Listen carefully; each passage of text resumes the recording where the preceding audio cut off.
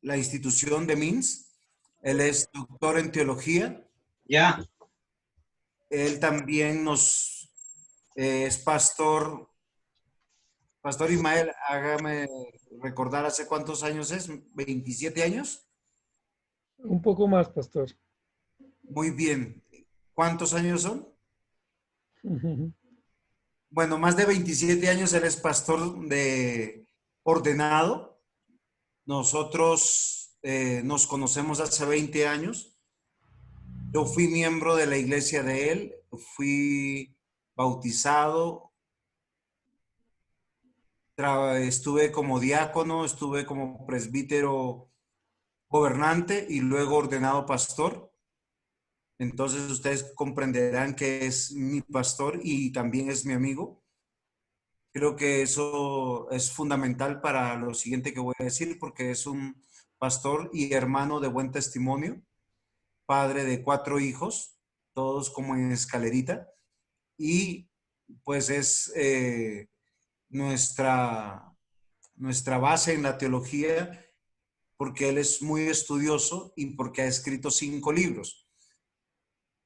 Entonces, fuera de esto, les doy las gracias por la oportunidad que nos dan de poder compartir y poder aportar a sus vidas.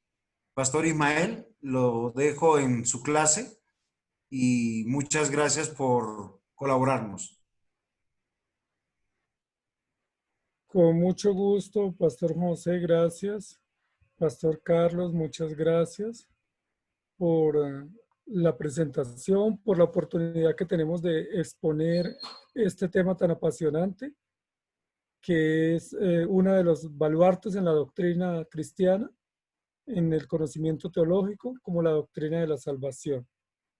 Me han pedido a mí introducir en estas sesiones el curso de soteriología o doctrina de la salvación. Voy a usar un PowerPoint. Entonces, si el pastor me permite compartir la pantalla, voy a usar un PowerPoint para desarrollar las sesiones en estos días. Quiero saber cómo está mi audio, si me están escuchando bien. Se escucha bien, pastor, se escucha bien. Ok, un segundo.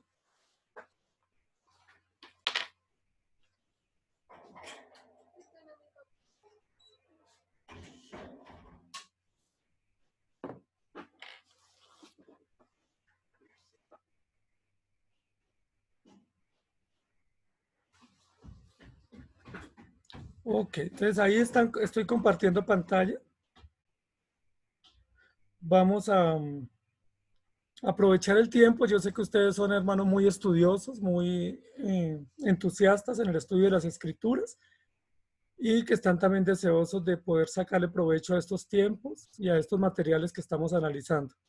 Entonces eso nos alegra muchísimo, poder contar con hermanos, hermanas que quieran conocer las escrituras, que tengan sed por conocer el evangelio y que tengan un gran celo por las cosas de Dios, un gran interés de conocer el evangelio en realidad y no simplemente, pues como en muchos contextos se nos ha dado un evangelio sin mucho conocimiento o con muy poco contenido. Entonces el curso que nosotros vamos a introducir es un curso sobre el tema de la doctrina de la salvación y yo voy a comenzar planteándome y planteándoles a ustedes una pregunta. La primera parte yo voy a dedicar a hacer una exposición, no me comentaron cuál es la metodología de la clase, pero voy a dedicarla a hacer una exposición y después que termine la exposición, pues vamos a dar la oportunidad para inquietudes o dudas o aportes que surjan en el tiempo de la exposición.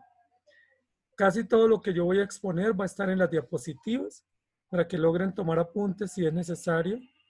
Y la mayoría son reflexiones propias, no siguiendo la guía de un libro. Entonces, la primera pregunta que nos vamos a plantear en esta noche, perdón, es en la lección número 1, es redención o salvación. Esa es una pregunta que yo quiero que nos planteemos y vamos a intentar resolverla en la clase de hoy. La clase de hoy va a ocuparse de hacer una introducción general a este tema bajo esta pregunta o bajo este interrogante. Normalmente nosotros hablamos de la salvación y la doctrina de la salvación, pero la pregunta es, ¿debiéramos hablar de la doctrina de la salvación o mejor hablar de la doctrina de la redención? Si a cuál de estos dos aspectos o estos dos temas o pilares de la doctrina sería más efectivo desarrollar, conocer y aplicar, y por qué. Entonces, ¿qué implica hablar de redención? ¿Qué implica hablar de salvación?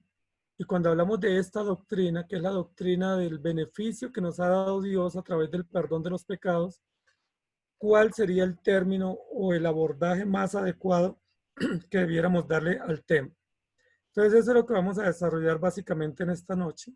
Y luego, pues ya tenemos el plan para las otras clases. Entonces, la pregunta que vamos a analizar, ya lo dijimos, es redención o salvación. Entonces, me gustaría que meditáramos un poco en eso, ¿sí?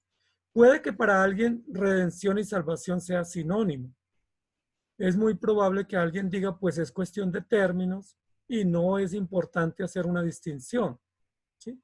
Es posible que para otro hermano diga, no, sí hay distinción entre los dos conceptos y sí hay un énfasis marcado en cada uno de ellos y dependiendo del concepto base que tomemos, va a ser el hilo conductor que vamos a tener en el tema. Entonces la pregunta es, ¿cuál de estos dos conceptos sería el concepto fundamental o el término esencial para poder manejar, comprender y analizar esta doctrina que queremos estudiar? ¿Cuál sería el punto de partida para nosotros analizar el tema de la salvación? ¿Partimos del concepto de redención o partimos del concepto de salvación? ¿Qué implicación tiene y por qué esas implicaciones? Entonces, creo que el tema de la redención tiene que responderse bajo dos preguntas para poder ir marcando la distinción que yo considero que hay en estos dos términos. La pregunta que debe identificar qué significa la redención o la distinción entre redención y salvación es qué y quién. Y aunque estas preguntas son básicas, pues son preguntas muy importantes que debemos hacernos a la hora de identificar cuál es el pilar sobre el cual está fundamentada esta doctrina, cuál es el punto de partida y cuál de estos dos conceptos ancla más la doctrina a la verdad absoluta de Dios y al carácter revelado de Dios en las Escrituras. Entonces la pregunta que nos planteamos es ¿qué y quién? ¿Sí? Y eso nos plantea otra pregunta en paralelo y es ¿para qué y para quién? Entonces, marcando la diferencia, pudiéramos decir que redención o el término o el concepto redención apunta al qué y al quién. Es decir, se dirige a qué es lo que se hace y quién es el que hace.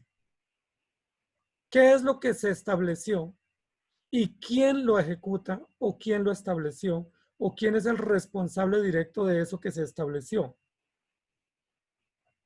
Por su parte, el término salvación no sería sinónimo directo del término redención, sino que sería un término o un resultado derivado de la redención que responde a dos interrogantes y es ¿para qué y para quién?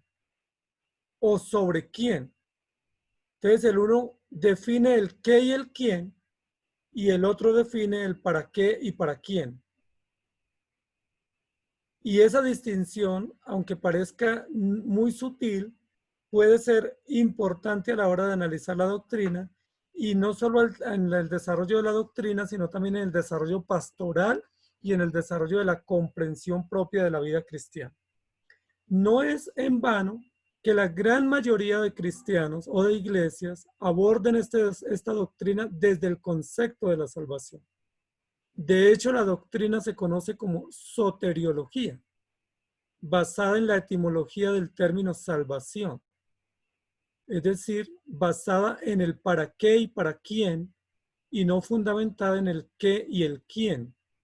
Y esa distinción marca enfoques, postulados y orientaciones pastorales y prácticas de vida cristiana.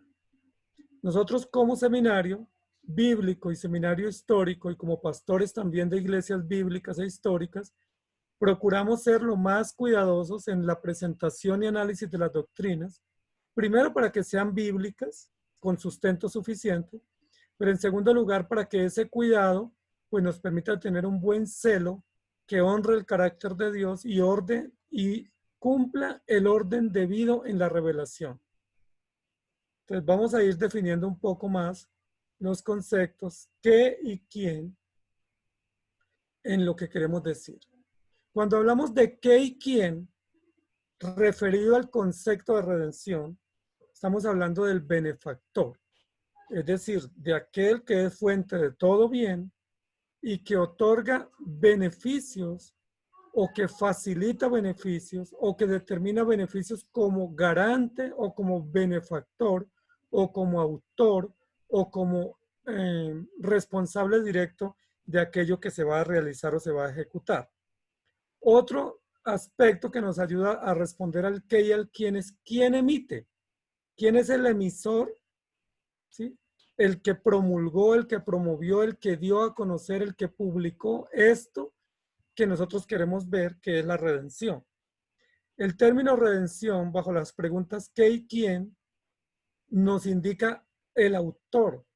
El qué es el programa y el quién es el autor. Es decir, cuál es el programa que se definió o el plan y quién es el autor o garante o responsable del mismo. Y esos aspectos nos ayudan a nosotros a ir entendiendo que la pregunta del qué y quién enfocada en la redención es importante. Ahora miremos la otra pregunta que nos planteamos, ¿para qué y para quién?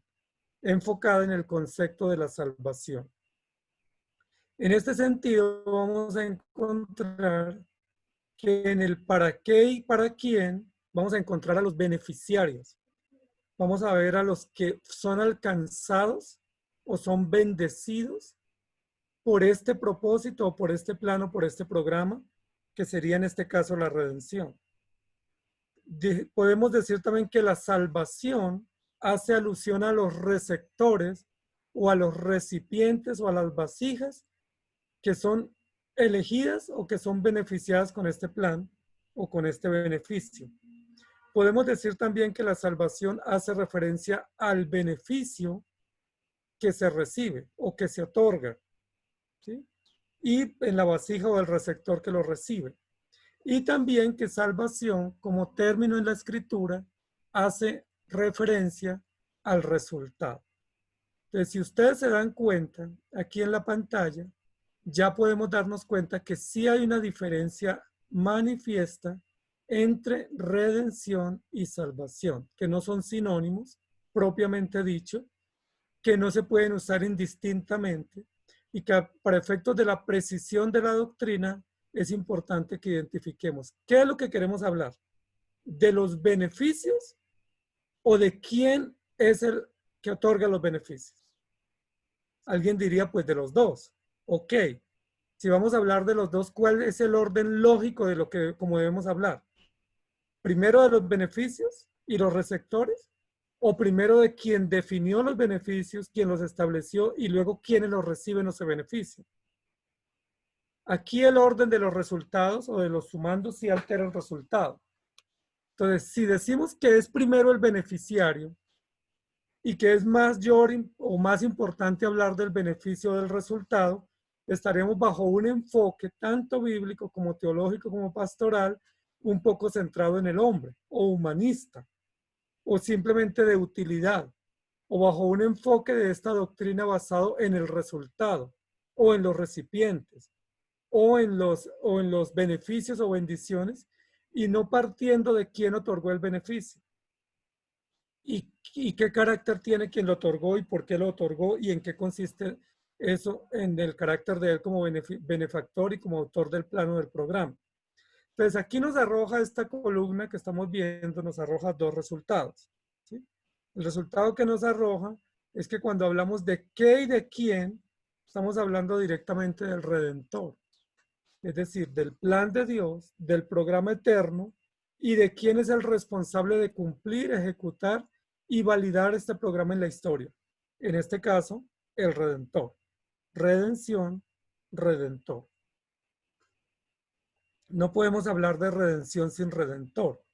Y en la otra columna, cuando hablamos de para qué y para quién, estamos claramente hablando de los pecadores que reciben como beneficio o que son receptores o que son beneficiados o que tienen como resultado, en este caso, la salvación.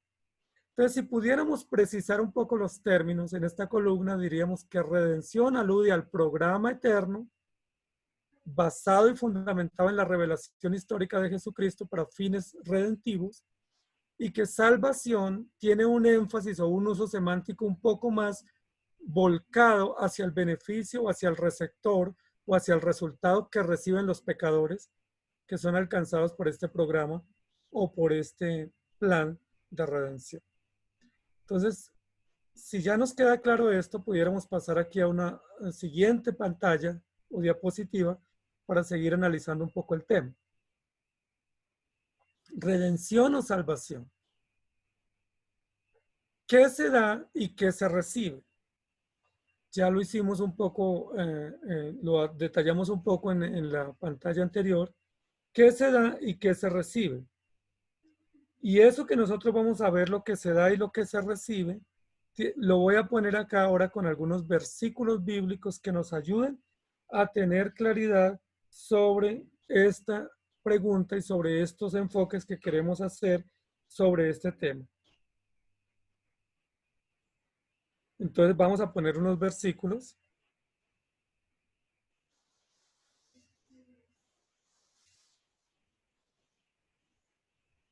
Y el versículo primero que yo tengo acá para ustedes está en Efesios capítulo 1, versículo 7.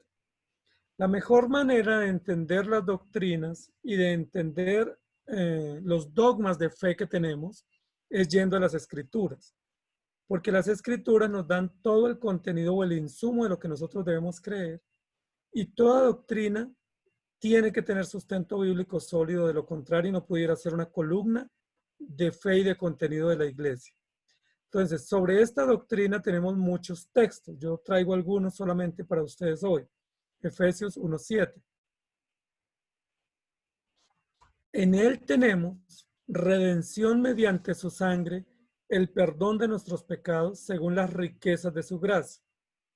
Este es un texto de los primeros capítulos del libro de Efesios que enfatiza no solamente al autor de la redención, sino también el móvil de la redención y también el resultado de la redención y los beneficiarios de la redención.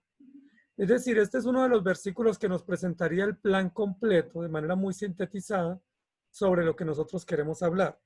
No obstante, este versículo no solamente habla del beneficio que se recibe, sino habla del responsable del beneficio, es decir, aquel por el cual nos llegan las cosas. En este caso, el perdón de los pecados. Y este versículo nos permite a nosotros ver aquí unas palabras que vamos a ir viendo en cada pantalla para ir como alimentando la definición de lo que al final de la noche pudiera ser una definición de la redención. Entonces, en este texto encontramos básicamente dos ejes, y uno es el sacrificio y el otro es el perdón. Pudiéramos decir que el sacrificio tiene que ver con la función que cumple el responsable o el autor de la redención, es decir, Cristo, y el perdón con el resultado o el beneficio que se recibe, es decir, los pecadores o los elegidos. Entonces pasamos a un siguiente versículo. Este siguiente versículo está en Marcos 10:45. Porque ni aun el Hijo del Hombre vino para ser servido, sino para servir y dar su vida en rescate por muchos.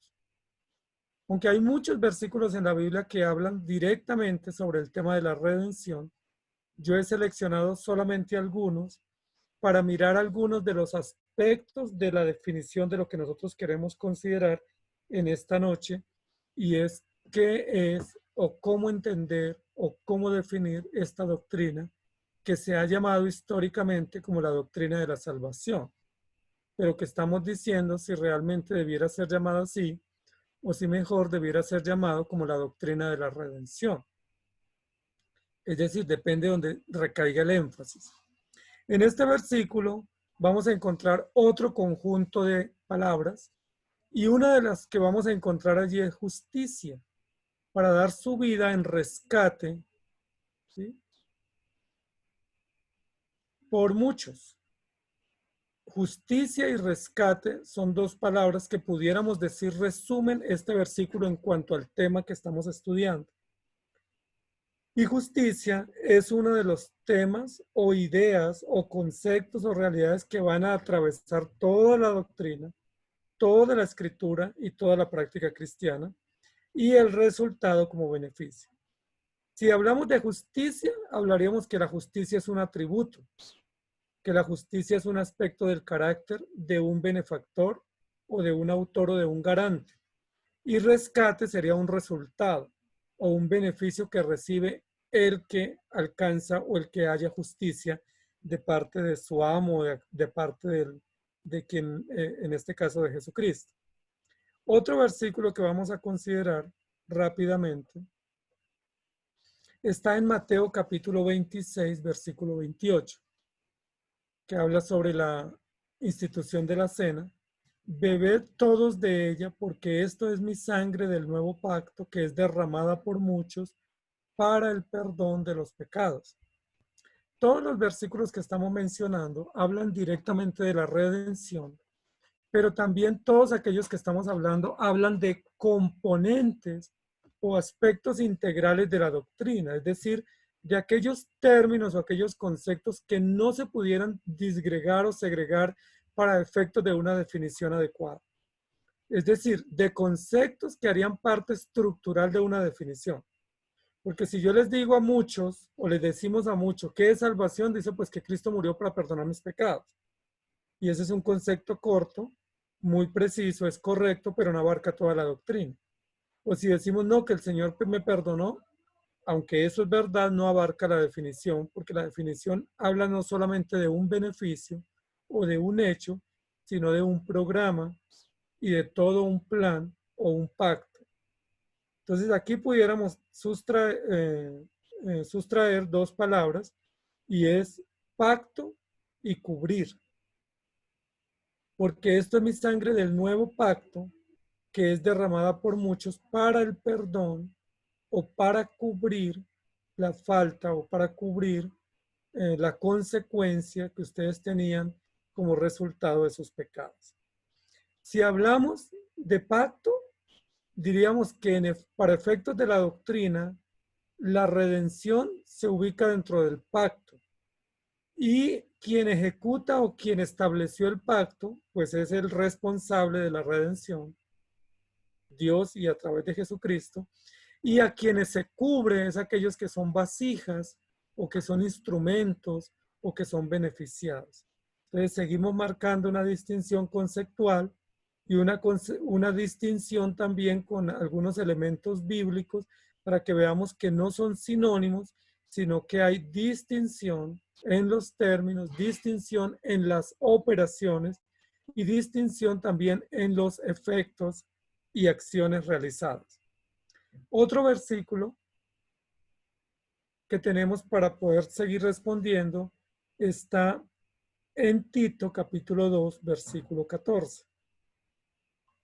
Tito 2:14 dice, quien se dio a sí mismo por nosotros para redimirnos de toda iniquidad y purificar para sí un pueblo para posesión suya, celoso de buenas obras. Celoso de buenas obras. Este es otro texto muy interesante porque dice que Jesucristo se dio voluntariamente para redimirnos de toda iniquidad o de toda maldad y purificar para sí un pueblo que sea de su posesión y que ese pueblo que le pertenezca a él sea celoso o cuidadoso de buenas obras. Ese es un texto supremamente maravilloso que nos ayuda a comprender el alcance y el propósito de la redención. Y pudiéramos hablar aquí de dos aspectos también, que tiene que ver con la pureza o la santidad, tanto de quien otorga como el propósito de santidad para quienes se otorga el beneficio. Y también hablar de el regalo que se da a través de la entrega voluntaria de Jesucristo para que nosotros podamos disfrutar del beneficio que es por gracia o que es un beneficio inmerecido, el don de la salvación o el don de la vida eterna. El siguiente texto es un texto de Hechos 20:28. Dice el Señor Jesús allí, dice a través de Pablo, tened cuidado de vosotros y de toda la grey, en medio de la cual el Espíritu Santo os ha hecho obispos para pastorear la iglesia de Dios, la cual él compró con su propia sangre. Este versículo es una exhortación especialmente para los pastores, para los encargados de la grey o para los ministros, los que estamos dedicados al servicio en la iglesia. Nos dice, tengan cuidado de pastorear o tengan precaución o sepan que esta obra que ustedes tienen no es suya, sino que la obra que ustedes realizan es la obra de Dios y que le pertenece a Él. Y lo define a través de una acción jurídica y de una definición de la doctrina de la redención. En la última línea del versículo, cuando dice la cual Él compró con su propia sangre. La cual Él compró con su propia sangre. Y aquí pudiéramos hablar de otros dos aspectos que nos ayudan a ir comprendiendo la doctrina de la redención. Y es el pago y la posición que se recibe.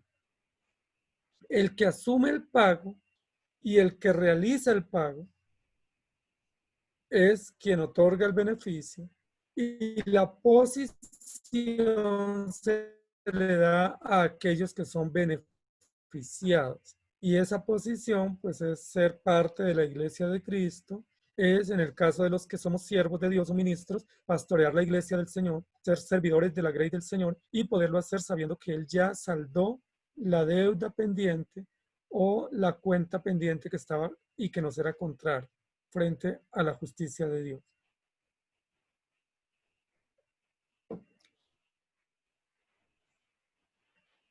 Muy bien. El siguiente versículo lo he tomado de 1 Corintios 7:23, donde el apóstol Pablo, también hablando a la iglesia de Corinto, dice, comprados fuisteis por precio, no os hagáis esclavos de los hombres.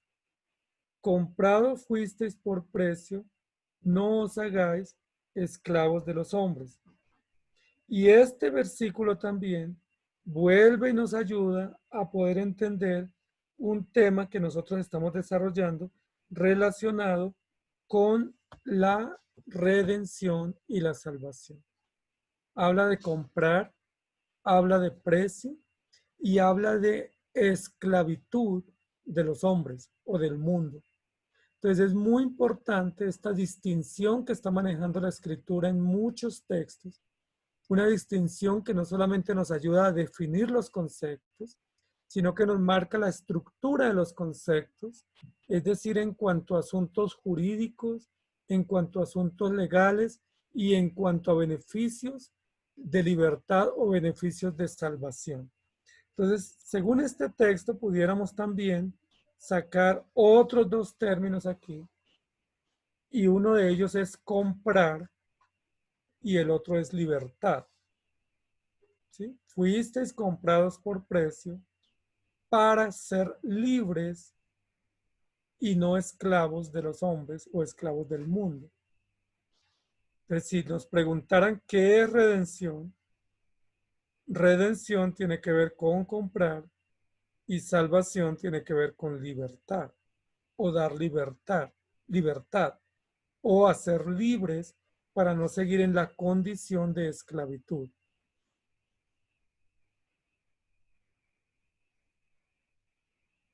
Otro versículo Está en Colosenses 1, 13 y 14. Colosenses 1, 13 y 14. Que dice de la siguiente manera: porque Él nos libró del dominio de las tinieblas y nos trasladó al reino de su Hijo amado, en quien tenemos redención, el perdón de los pecados. Porque Él nos libró del dominio de las tinieblas y nos trasladó al reino de su Hijo amado, en quien tenemos redención, el perdón de los pecados. Este versículo también es supremamente amplio para ayudarnos a entender o a comprender los alcances y los propósitos de la doctrina que nosotros estamos mencionando, y también para poder definirla con sustento bíblico.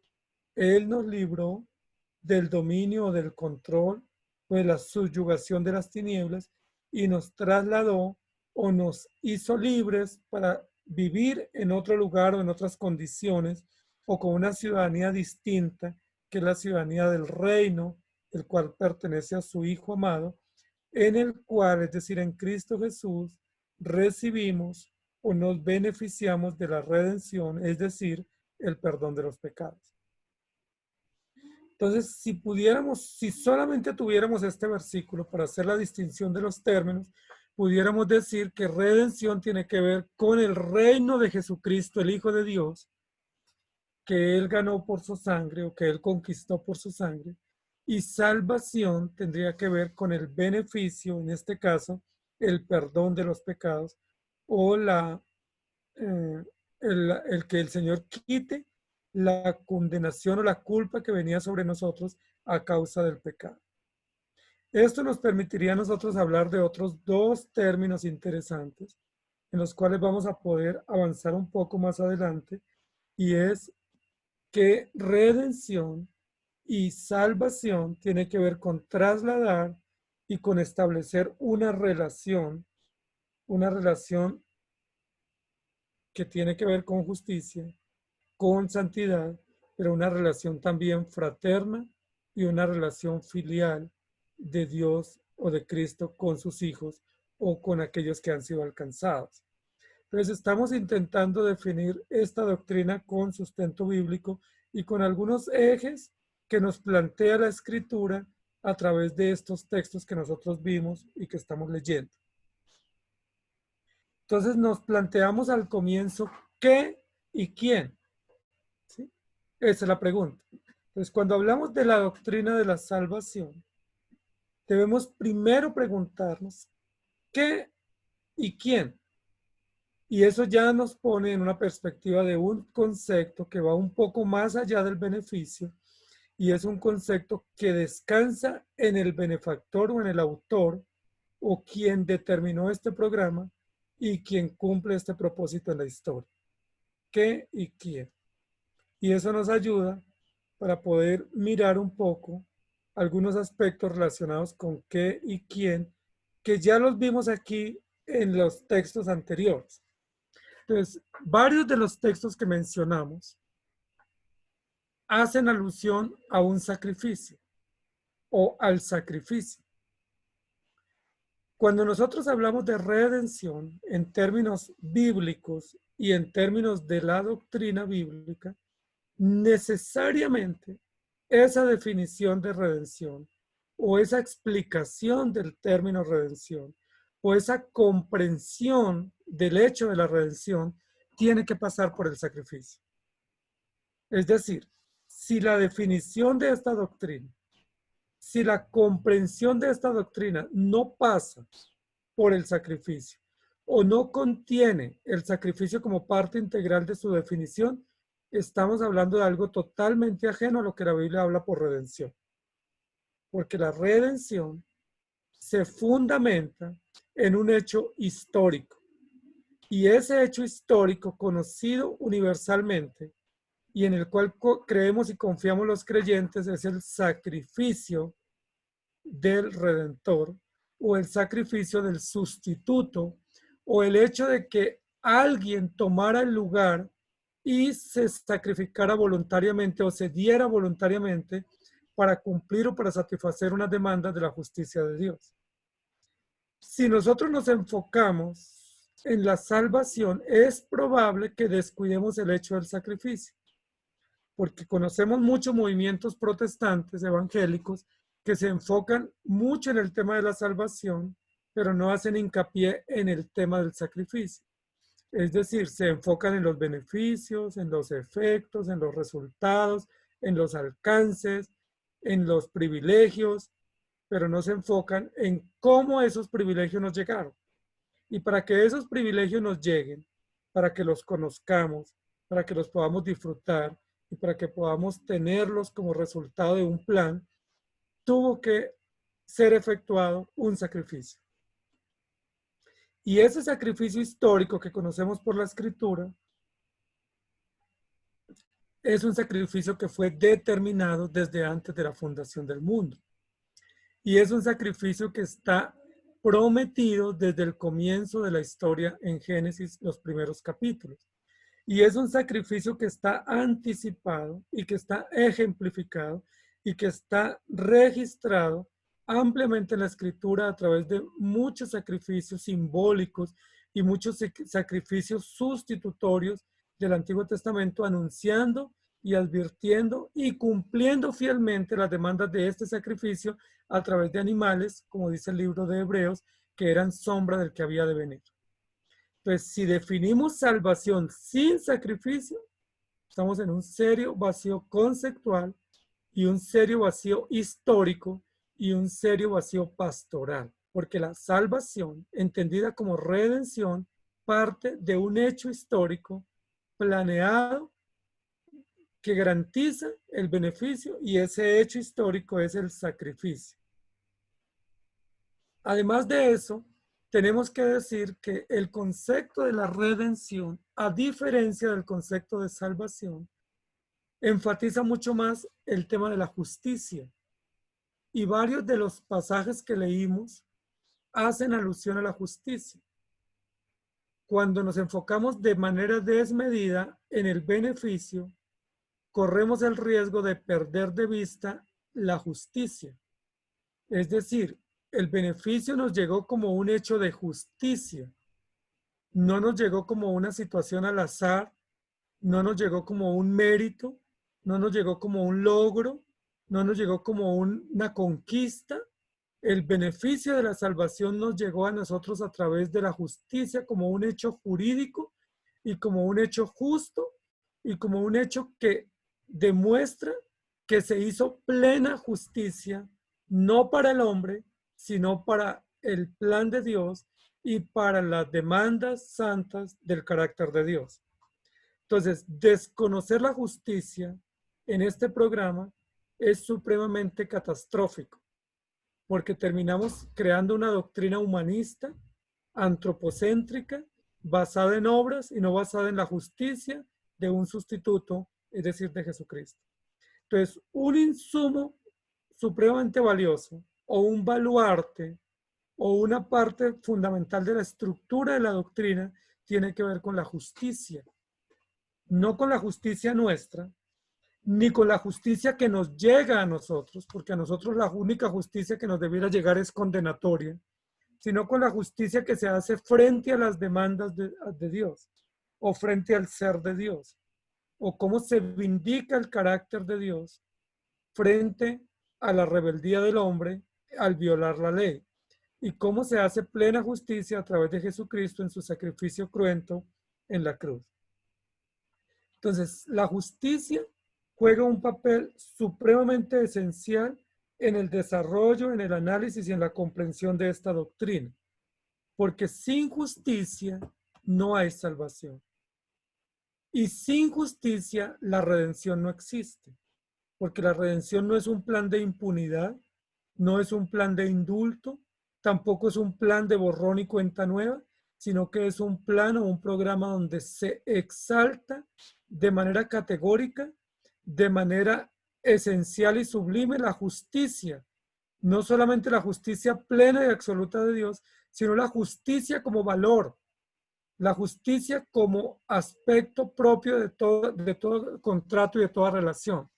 Es decir, la redención no solamente exalta la justicia de Dios, a Jesucristo como Rey y Mediador justo, sino la justicia como un hecho propio de la vida que debe primar en todo tipo de relación.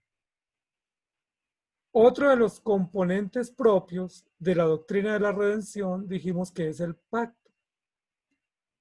Cuando hablamos de pacto, hablamos de una decisión o una determinación o un acuerdo que se hizo y que se estableció, en el cual se incluyen unas cláusulas, en el cual hay unos propósitos, en el cual hay una actividad a realizar y en el cual hay unos beneficiados o unos resultados. Ese pacto no tiene que ver con la salvación. El pacto está en línea directa con la redención, porque la redención es un plan eterno que se conoce y se entiende a través de lo que se conoce en la doctrina como el pacto eterno de redención, o el pacto de salvación, o el pacto de la redención de Dios para su pueblo, para los creyentes. Entonces, el tema del pacto encaja perfectamente en la doctrina de la redención, porque la redención es la expresión pública o la expresión manifiesta o la expresión histórica del pacto eterno de Dios o del decreto eterno de Dios. Es decir, la redención es el hecho y el pacto es el que establece que ese hecho se realice en la historia. El pacto es el programa general, o el pacto es el decreto general, o el pacto es la parte escrita jurídica que determina que para lograr este plan o para el desarrollo eficaz de este plan o de este programa, debe ejecutarse un programa o un plan de redención basado en la justicia sacrificial o en la justicia vicaria, y eso es exactamente lo que acontece en la historia. Entonces, el pacto es la determinación eterna de Dios salvar a su pueblo mediante su Hijo Jesucristo para su propia gloria y por pura gracia. Otro de los elementos importantes aquí tiene que ver con la justicia y la santidad de Dios. Recuerden que nosotros no podemos hablar de la justicia de Dios sin la santidad de Dios. La justicia pudiera hacer referencia un poco más a unos asuntos jurídicos, a unos asuntos legales, y la pureza hace alusión a asuntos morales. Entonces, tanto legal como moralmente, la redención cumple las expectativas o las demandas del representante o del garante de la misma, es decir, de Dios. Porque Dios es justo y Dios es santo. Es decir, Él es legalmente impoluto y moralmente puro. Y eso nos permite a nosotros entender por qué luego en los beneficios y los beneficiarios se demanda también de sus seguidores justicia y santidad, que son aspectos propios del carácter de Cristo, del carácter de Dios y del plan o del programa que se ejecuta en la historia, que es el pacto eterno de la redención. La pureza juega un papel muy importante porque tiene que ver con asuntos morales, es decir, no hay ninguna malicia en el plan, no hay ningún viso de maldad, de engaño, de manipulación, de utilidad, de beneficio propio, no hay ningún interés de tergiversación, de alteración, no hay ningún acto inmoral en este programa, sino que este programa que se ejecuta en la historia es absolutamente justo en términos legales y perfectamente puro en términos morales. Y eso es supremamente maravilloso porque no solamente describimos una doctrina, sino que estamos describiendo aspectos del carácter de Dios y del carácter del Evangelio. El único justo por excelencia es Cristo. Por eso es el único sustituto perfecto para satisfacer las demandas de Cristo, de Dios en el sacrificio. Y el único santo, es decir, sin ninguna maldad, sin ningún engaño, moralmente total, moralmente limpio, es Jesucristo, que no se halló maldad, ni hubo pecado, ni maldad en sus labios. Entonces, ese es un aspecto supremamente esencial cuando nosotros definimos la redención, el qué y el quién, ¿sí? Otro aspecto importante tiene que ver con el pago, porque redimir habla de pagar o de saldar. ¿Sí? El término redimir, uno de los usos etimológicos del término, uno de los usos, parte de la etimología del término tiene que ver con pagar o con saldar o con asumir una deuda o un desfalco y suplir todo lo que falta y pagar a satisfacción de el representante de esta a quien se le había desfalcado, que en este caso sería la justicia de Dios que se había violentado o el honor de Dios que se había alterado por el pecado. Se requiere hacer un pago o una redención o una compensación. No sé si ustedes recuerdan el libro de Ruth, pero en el libro de Ruth, en el capítulo 2 y 3 especialmente, va a desarrollar todo un lenguaje, el narrador del libro, un lenguaje relacionado con un pago para redimir unas tierras que eran de Elimelech antiguamente, pero que por el tema de la situación social que había vivido Belén, pues las había perdido. Pero se requieren redimir esas tierras. Y para hablar de cómo se podía recuperar la tierra, o cómo podía volver a sus dueños, o cómo podía vindicarse otra vez judicialmente esa tierra o esas propiedades, se usa el concepto de Goel o redentor. Redentor tiene que ver con aquel que hace un pago, es decir, aquel que tiene la capacidad, en este caso económica, de hacer un pago. Por eso esta doctrina encaja dentro de lo que algunos teólogos llaman la economía de la salvación, que tiene que ver con asuntos administrativos o asuntos de mayordomía o asuntos de economía. Es decir, el mayordomo o el dueño o el que maneja la economía es el que puede hacer los pagos. El que tiene saldo a favor es el que puede hacer los pagos. En este caso, Jesucristo, que tiene un saldo por su justicia y por su santidad, es el único que puede pagar o que puede saldar o que puede cubrir la deuda que se tiene frente a la justicia de Dios. Y al pagar, pues comprar, que es otro concepto que habla de esta definición de la redención. Comprar, es decir, efectuar un pago, no simplemente para pagar algo, sino para que a través de ese pago se pueda tomar algo como propiedad y llevarlo como pago, comprado. Es decir, tener a alguien que pueda comprar que pueda comprar eso que se tiene que comprar, en este caso unos esclavos, y que esos esclavos le pertenezcan ahora al dueño o al nuevo dueño, en este caso a Jesucristo.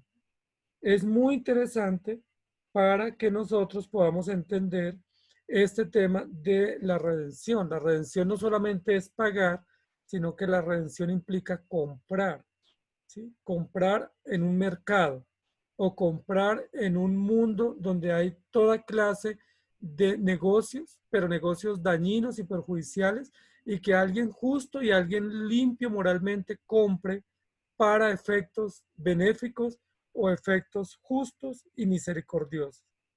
Y el otro aspecto que queremos ver tiene que ver con trasladar, que también es parte de los usos semánticos de la palabra redimir. Entonces, pudiéramos decir que los últimos tres aspectos que están aquí en la pantalla, en esta columna de la izquierda, tienen que ver con los usos semánticos más antiguos que ha tenido la palabra redimir.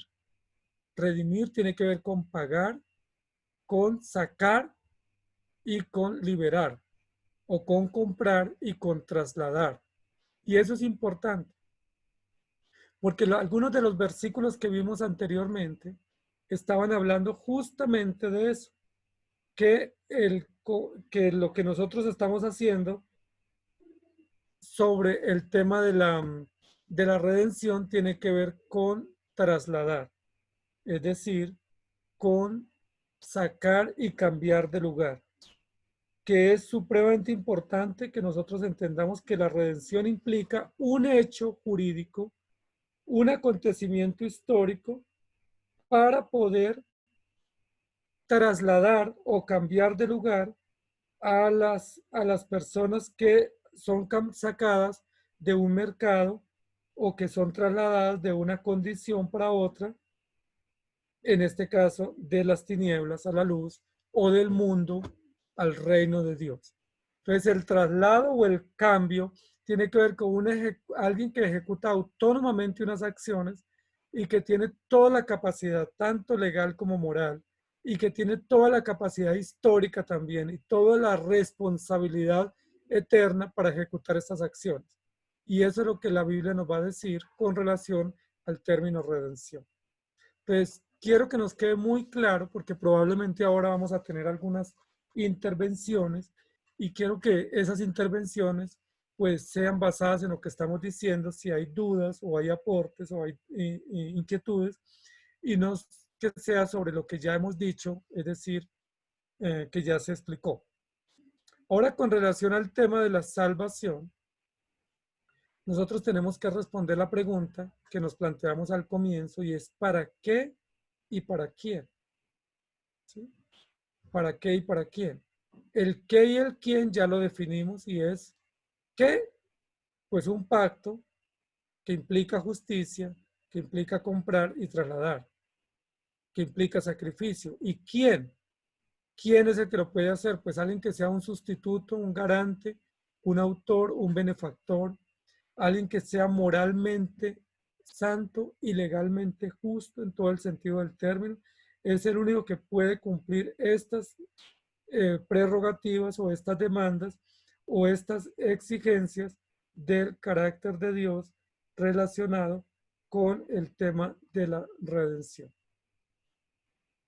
Muy bien, entonces espero que estemos hasta allí bien, que estemos concentraditos y que estemos pudiendo ir entendiendo lo que estamos diciendo sobre el tema de la escritura relacionado con el tema de la salvación y con el tema de la salvación y redención, para que podamos luego poder explicar bien lo que queremos decir.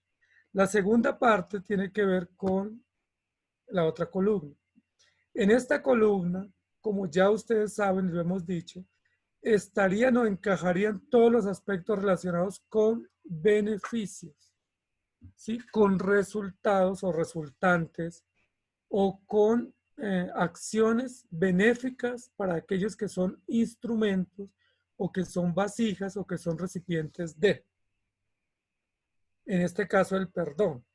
El perdón no es para Dios ni el perdón es para Cristo. El perdón es para nosotros porque somos enemigos de Dios, estábamos bajo condenación y el perdón es un resultado de beneficio, es decir, es un favor inmerecido que nos viene como efecto o que nos viene a través del sacrificio de Jesucristo en la cruz del Calvario. Es decir, el hecho histórico del sacrificio y el hecho jurídico del sacrificio de Jesucristo trae como resultado o como beneficio para aquellos que son beneficiarios de la salvación el perdón de los pecados. El perdón no es algo que nosotros buscamos, el perdón no es algo que los beneficiados eligen, el perdón no es algo que gustan y proponen, sino que el perdón es un favor inmerecido. Hace parte de los beneficios que nos vienen a través de la obra de Jesucristo o a través, como leímos, de la sangre derramada de Jesucristo en la cruz. Ese es un beneficio extraordinariamente hermoso, porque el solo hecho de que hable de perdón como beneficio, inmediatamente nos da a entender asuntos jurídicos. Es decir, si a alguien se le perdona es porque estaba bajo condenación o bajo sentencia. Si a alguien se le perdona es porque estaba condenado a una condición terrible, en este caso pues de ira divina sobre él. A aquel que se le perdona es porque ha obrado mal y porque la relación o el vínculo está roto y por eso se tiene que otorgar o se tiene que facilitar el perdón. Aquí el perdón no es una vía, no es un asunto de doble vía, sino que el perdón es unidireccional. Es decir, nos viene de arriba hacia abajo o de Dios hacia el hombre o de Cristo hacia el pecador. No es un asunto bidireccional como a veces se nos ha enseñado el perdón, ¿no? que yo le pido y Dios me da, o que yo suplico y Él me da, o que yo hago mi parte y Dios hace su parte. Cuando hablamos de perdón estamos hablando de un beneficio recibido, mas no solicitado, mas no esperado, mas no buscado y aún más ni siquiera apreciado. Otro beneficio que nos llega a nosotros tiene que ver con el rescate, porque el rescate es otro beneficio que Jesucristo otorga para los creyentes a través del sacrificio en la cruz. Rescate significa que estábamos esclavos, significa que teníamos por amo el pecado, que estábamos vendidos a las pasiones y a los deleites del mundo, que estábamos sin Dios y sin ley, y se requiere un rescate. Algo así como que estábamos secuestrados, esclavos, retenidos bajo, sin nuestra voluntad, pero aún estando retenidos nos deleitamos en lo que hacíamos. Cuando la Biblia habla de rescate, no habla de que nosotros queríamos salir de esa condición. No habla de que estábamos nosotros deseosos y suplicantes de que nos sacara de esa condición tenaz, sino más bien de que Él, de su propia voluntad y de forma también unilateral, determinó como parte integral del programa de la redención y del hecho histórico de la salvación y del sacrificio, determinó rescatar a aquellos que Él había determinado para salvación. Es decir, sin esperar la aceptación de ellos o sin esperar la disposición de ellos, Él decidió rescatarlos, es decir, ir y tomarlos como botín de aquel que los tenía esclavos y donde ellos estaban deleitando en sus pecados para efectuar un acto de justicia en cuanto a mostrar un hecho no solamente jurídico en la cruz, sino un hecho justiciero con testigos visibles de cómo los alcances de la cruz tienen beneficio directo en la vida de los hombres. Uno de ellos el perdón en cuanto a la culpa condenatoria y otro de ellos el rescate o la liberación de la condición esclava en la cual estaban y en la cual se deleitaban y en la cual pues estaban tranquilos queriendo vivir su vida sin ningún tipo de culpa, de remordimiento o de visos de arrepentimiento. Otro de los aspectos tiene que ver con cubrir. La Biblia en varios lugares, no solamente en el Nuevo Testamento, sino en el Antiguo Testamento, define salvación como ser cubiertos. Y pudiéramos decir que el texto de Génesis capítulo 3, cuando Dios va al Edén y encuentra a Adán y Eva y los llama y les dice dónde están, y luego les dice qué hiciste, y luego les dice quién te enseñó que estaba desnudo, tiene que ver justo con esa situación de la redención y la salvación aplicada que tiene que ver con cubrir. Adán y Eva estaban desnudos, es decir, desprotegidos, desprovistos, descubiertos totalmente, y la salvación tiene una connotación de cubrir, es decir, de abrigar, una connotación de proteger, una connotación de vestir, y por supuesto cuando somos cubiertos se nos dignifica. Entonces la salvación tiene también que ver con un beneficio que nos llega a través de la obra de Cristo y es ser cubiertos. ¿Cubiertos por qué? Porque estábamos desnudos, indignos, estábamos desprotegidos. En Génesis capítulo 2 y 3 dice que Adán y Eva fueron cubiertos, que el Señor cubrió su desnudez a través de pieles de animales, cubrió su desnudez. En Isaías y Jeremías habla de ser cubiertos con un manto de justicia, de ser cubiertos con unos vestidos dignos. En Apocalipsis habla de tener una vestidura digna, limpia, blanca y resplandeciente, que tiene que ver con la ropa o con el vestuario con el cual somos cubiertos. No sé si recuerdan la enseñanza del endemoniado Gadareno, que dice la Biblia que estaba desnudo, deambulando y que no tenía tranquilidad. Pero luego dice la Biblia que cuando el Señor lo liberó, estaba sentado, vestido y en su juicio cabal. Vestido, cubierto. Y no sé si recuerdan la parábola del hijo pródigo, que el hijo pródigo malgastó toda su vida viviendo perdidamente malgastó el dinero que su padre le había dado y vino casi desnudo a su casa. Y dice la Biblia que apenas el padre lo vio, dijo, sacad el mejor vestido y vestidlo. Es decir, la salvación tiene una connotación de cubrir o vestir o proteger de una condición de la cual el mundo y el pecado y nuestro propio corazón nos deja, y es totalmente desnudos. Es decir, estamos totalmente al descubierto y no sentimos vergüenza de cómo estamos. Estamos totalmente desprotegidos y desprovistos y ni siquiera nos tomamos por enterados. Pero cuando Jesucristo viene de manera sobrenatural, de manera unilateral también, Él nos cubre. Ninguno le dijimos cúbrenos, porque estábamos tranquilos así, porque así vive todo el mundo. Pero el Evangelio trae como beneficio a través de Jesucristo el que somos cubiertos o el que somos vestidos, y que de esa manera no solo se cubre la desnudez, sino que se dignifica al creyente para que se pueda comunicar o relacionar con el Señor y vivir con Él para su gloria. El otro aspecto que tiene que ver acá es el regalo. ¿Sí?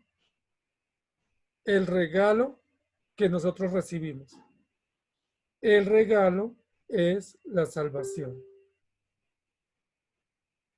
Ese regalo, hemos hecho mucho énfasis cuando hablamos de la salvación, pero a veces perdemos de vista que primero ese regalo no lo merecíamos. Segundo, ese regalo nosotros no lo elegimos. Tercero, ese regalo nosotros tampoco lo hemos apreciado. Y ese regalo no es un regalo de los que nosotros estuviéramos deseosos de tener. Porque normalmente si me dijeran a mí qué quieren que les regale, posiblemente pensaría en una casa, en un carro, en un viaje, en salud o en poder vivir y ver crecer a mis hijos o mi familia. Esos serían los regalos que nosotros pediríamos. Pero este regalo que tiene que ver con justicia y que tiene que ver con rescate y que tiene que ver con perdón y con ser cubiertos, absolutamente a nadie se le hubiera ocurrido pensar. Muchos decimos, es que ese es el regalo que Dios me dio y es el regalo que yo esperaba. No, nadie esperaba este regalo. Nadie lo merecía, sino que nos viene por gracia de forma absoluta como decisión de Dios y como determinación unilateral de Él. Este regalo es un regalo que viene planeado por Dios, que tiene que ver con justicia, que tiene que ver con dignidad y que no tiene en absoluto nada que ver con cosas propias o directamente materiales o temporales, sino que tiene que ver con restaurar al hombre a la posición de hijo de Dios y a la posición de redimido y heredero por gracia. El hombre estando muerto, se le da vida. Y esa es una expresión del regalo de la salvación. Estando esclavo, Dios lo liberta. Y es una expresión del regalo de la salvación. Y siendo enemigo, es reconciliado o amistado con Dios como expresión esencial del regalo de la redención. Entonces, cuando hablamos del regalo de la vida eterna, a veces pensamos que este es como un intangible, ¿sí? Como algo que Dios me dio y ya. No, este regalo es todo un plan que tiene que ver con el carácter de Dios, tiene que ver con un programa eterno, tiene que ver con hechos históricos y tiene que ver con compromisos y con acciones y con deberes propios de aquel que lo recibe. Nosotros a veces posiblemente cuando hacemos énfasis en que es un regalo inmerecido y que es de gracia, a veces también como que pudiéramos despreciar todo lo que implica de responsabilidad y de obligación nuestra frente a ese regalo. Es que no se me dio el regalo para que lo pisotee o lo desprecie, o no se me dio para que lo ignore, o no se me dio para que yo lo altere. No, ese regalo se me dio para que yo con ese regalo adore a Dios, le sirva, viva para Él y me rinda enteramente a su servicio y a su adoración y a vivir para su gloria. Otro de los aspectos relacionados con este tema de la salvación tiene que ver con la posición. La posición. Y aquí pudiéramos hablar que cuando el hombre pecó, la pregunta que el Señor le hace en Génesis 3, ¿qué has hecho? ¿O qué hiciste?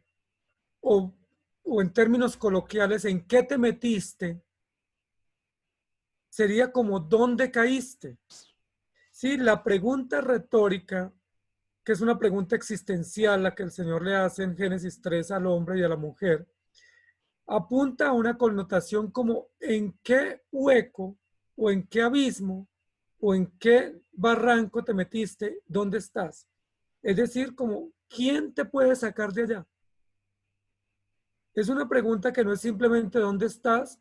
Y la respuesta sería detrás de un árbol o aquí estoy, como si estuvieran jugando a las escondidas. No, es una pregunta que apunta a una realidad existencial del hombre, de una caída o de una miseria esencialmente profunda de la cual él no puede salir por sus propios medios y de la cual él ni siquiera es consciente en ese momento. ¿Qué hiciste? ¿Dónde te metiste? Y por eso esa doctrina se ha llamado la doctrina de la caída o el hecho de la caída. Por supuesto, no hay una caída física. El hombre no se cayó y ni se lastimó en esa situación porque fue simplemente un hecho de desobediencia, pero espiritualmente él sí cayó. Cayó de su comunión con Dios, cayó de su relación con Dios y cayó en un abismo del cual él nunca podrá salir. Y cayó en un abismo cenagoso, fangoso, en el cual cada vez que él se mueve se hunde más. Y por eso la Biblia habla del lodo cenagoso o de un pozo del cual él no puede salir, al menos que alguien le lance pues una soga o un salvavidas y lo saque. La salvación, en términos de beneficio, alude a una posición que se nos da, o a una posición que se nos otorga, o a una posición que no tenemos por propiedad o que no merecemos y que se nos otorga. Es decir, se nos levanta de aquel muladar o de aquel hueco o de aquel pozo en el cual caímos, se nos levanta a una posición de autoridad, de dignidad y de respeto y de honor. Y esa posición es la posición que Dios da a través de la salvación a los creyentes por el sacrificio de Jesucristo. Estando muertos en delitos y pecados, Él os dio vida. Da la idea como de estar ya en un cementerio y ser levantados. O como dice el profeta, de los huesos secos que están esparcidos y luego se levantan. O como en el caso de Jonás, usando este ejemplo, que estaba en lo profundo del mar y es sacado a la superficie para que siga viviendo. Es muy interesante que la salvación como beneficio implique posición e implique una posición que no merecemos y una posición que no elegimos. Es decir, es por gracia no solamente lo que recibimos, sino por gracia lo que se nos da y por gracia aún contra nuestra propia condición y contra nuestro propio anhelo y propósito. Y el otro aspecto de la salvación tiene que ver con la libertad. Y ya estábamos mencionando un poco que por el pecado el hombre quedó totalmente esclavo. Esclavo de su propia concupiscencia, esclavo de su propia maldad, esclavo de todas las condiciones que el mundo le provee y las cuales a él le agradan, que es la maldad, el engaño, el hurto, el adulterio y todas las perversiones. La Biblia dice que el hombre quedó totalmente esclavo. No lo dice en un lugar, lo dice en muchos lugares, que éramos esclavos del mundo, esclavos del pecado, esclavos de nuestros propios deseos, que pecábamos conscientemente, pecábamos libremente, pero que estábamos esclavos de esa condición y de ese estado. Pero también dice la Biblia que estando en esa condición de esclavos, nos deleitamos y eso es de las situaciones más contradictorias que le pueden suceder a un ser humano. Que esté en el fondo del abismo y esté feliz y satisfecho en esa condición y se deleite allí. Que se revuelque en las peores lodazales y que él diga, eso que estoy haciendo está bien hecho y eso me gusta y lo disfrute. Porque eso muestra la total irracionalidad del hombre en el pecado, eso muestra su total perversión y eso muestra que definitivamente ni emocional, ni racional, ni conscientemente el hombre tenía la idea de salir o pretendía liberarse de esa condición. Porque si él estaba esclavo y se deleitaba en el pecado, estaba caído y vivía satisfecho, estaba desnudo y se sentía cómodo, pues obviamente lo que significa es que él nunca hubiera levantado su mirada al cielo y hubiera dicho, Señor, ten misericordia de mí. Por eso la redención alude a una determinación unilateral de Dios para bendecir o para redimir o para salvar a aquellos que Él determinó por gracia, porque estos que Él eligió nunca antes, sin la intervención soberana y unilateral de Dios, ellos hubieran sido salvos. Es decir, si Dios espera que el hombre reaccione, si Dios dependiera que el hombre reaccionara o tomara la iniciativa, nunca se hubiera ejecutado el plan de la redención. Es decir, nunca hubiera llegado el beneficio, porque el hombre estaba cómodo en su condición miserable y pecaminosa. Y el otro aspecto, esto ya lo habíamos puesto acá. Muy bien. Entonces, esto es muy importante para que nosotros veamos las dos columnas que tenemos aquí. Entonces, si nosotros enfatizamos el para qué y para quién, aunque eso es bíblico, esto es el resultado de lo primero. Y no podemos hablar del resultado sin la ejecución de esa acción o de ese plano, de ese programa. Es decir, no podemos separar el resultado y el beneficio sin el autor del beneficio. No podemos hablar amplia y solventemente del beneficio del resultado sin comprender ampliamente qué fue lo que se hizo, quién lo ejecutó, cómo lo hizo y cómo lo dio a conocer, para que nosotros podamos realmente deleitarnos en la salvación. Es por eso probablemente que muchos creyentes tienen un conocimiento muy precario de Dios, porque ellos simplemente se enfocan en beneficios y al enfocarse en beneficios no tienen un conocimiento ni un descanso pleno en las promesas y en el carácter de Cristo, ni en un programa seguro y eterno que es el pacto de la redención. Y también porque no ven necesario entender bien quién ejecutó el plan, porque ellos están entretenidos como niños pequeños en un beneficio que recibieron, como si lo merecieran o como si ellos lo estuvieran esperando, cuando no es así. Entonces, estas dos columnas nos ayudan a definir un poco la pregunta que nos estamos planteando en esta clase. ¿Redención o salvación? ¿Redención qué y quién? Salvación, ¿para qué y quién? ¿Y para quién? Redención, autor, programa y ejecutador o garante del programa. Salvación, beneficiarios, recipientes, beneficios y consecuencias de ese plan. Eso para que nosotros podamos entender un poco esta distinción. Y a continuación, con relación a estas mismas preguntas, nos vamos a plantear algunos ejes temáticos que no vamos a desarrollar hoy porque vamos a entrar en participaciones, pero que van a quedar planteados acá para las próximas clases que tendremos con la ayuda del Señor. Con relación a la misma distinción que quiero que nos quede claro en esta noche, voy a plantear dos temas que los vamos a desarrollar en las otras clases. Con relación al qué y al quién, es decir, con relación a la esencia o la médula de esta doctrina, que es la redención o el pacto eterno, vamos a trabajar dos ejes temáticos. El qué, la ley, y el quién, el redentor. Esto es importante y es a lo que nos vamos a dedicar en las otras sesiones. El qué alude a la ley, el quién al redentor. Y con relación al para qué y para quién, tenemos también los temas que nosotros queremos desarrollar, que son dos. ¿Para qué? Para las obras o con relación a las obras o los hechos, y para quién con relación al pecador.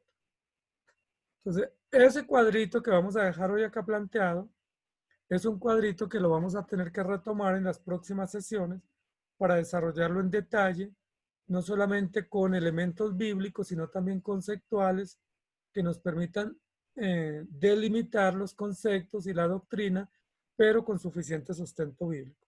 Entonces tenemos 4 ejes aquí para desarrollar. 2 relacionados con la redención, que es la ley y el redentor, y 2 relacionados con la salvación, que tienen que ver con las obras humanas y con el pecador. Es decir, con los hechos, motivo de censura, o con las acciones punibles, o con las obras que son condenables o reprochables frente a la ley, y con aquel que ejecuta esas obras, es decir, el pecador. Es decir, la salvación no solamente beneficia al pecador, sino que también incide en las obras o los hechos o las acciones de esos pecadores.